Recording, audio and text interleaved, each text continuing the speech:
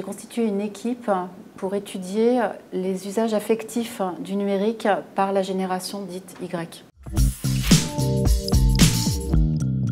Cette étude est menée sur 3 ans.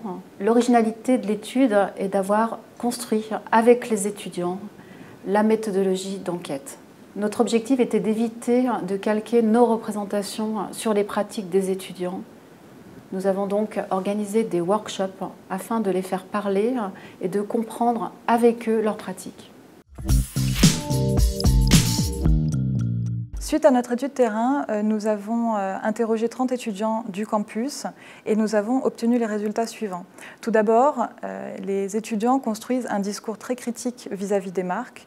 Ils sont effectivement attachés donc, à ces mêmes marques, mais ils les trouvent peu innovantes et ne perçoivent pas systématiquement une valeur ajoutée à ces marques. Il ressort des enquêtes le paradoxe suivant: les étudiants vont sur le numérique car ils s'ennuient et or, dans leurs usages numériques, ils s'ennuient encore. Alors, comment est-ce qu'on peut expliquer cet ennui? Tout d'abord, ils ont la sensation effectivement de passer beaucoup de temps, ce qui est le cas sur le numérique. Ils sont dans un régime de l'hyperconnexion. Pour la majorité, ils passent plus de 3 heures par jour sur le numérique.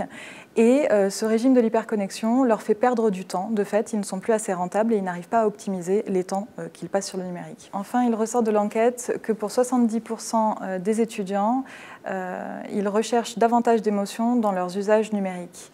On peut l'expliquer à travers notamment un refus de pensée, c'est-à-dire que rechercher des émotions sur le numérique est un moyen de se mettre à distance de soi, de ses problématiques, de la banalité du quotidien. Donc dans l'autre partie de l'enquête, les étudiants se sont observés par binôme et ont retracé l'ensemble d'une journée et l'ensemble de leurs pratiques numériques. Plusieurs résultats ressortent de ces observations. Le premier est un zapping émotionnel, c'est-à-dire que les étudiants vont vivre en quelques minutes une alternance d'émotions, principalement allant du stress jusqu'à la joie.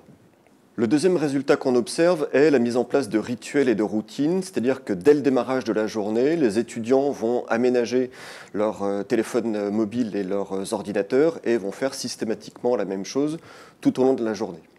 Ils vont consulter les mêmes sites, ils vont surveiller les mêmes applications et ils vont avoir les mêmes pratiques numériques, quelles que soient les activités de la journée. Ce qui est particulièrement frappant, c'est le côté paradoxal de leur analyse de leurs pratiques. Ils avouent leur dépendance affective, ils avouent leur hyperconnectivité et leur multi-activité du lit le matin jusqu'au lit le soir, tout en soulignant s'ennuyer et en étant très peu satisfaits de leur pratique.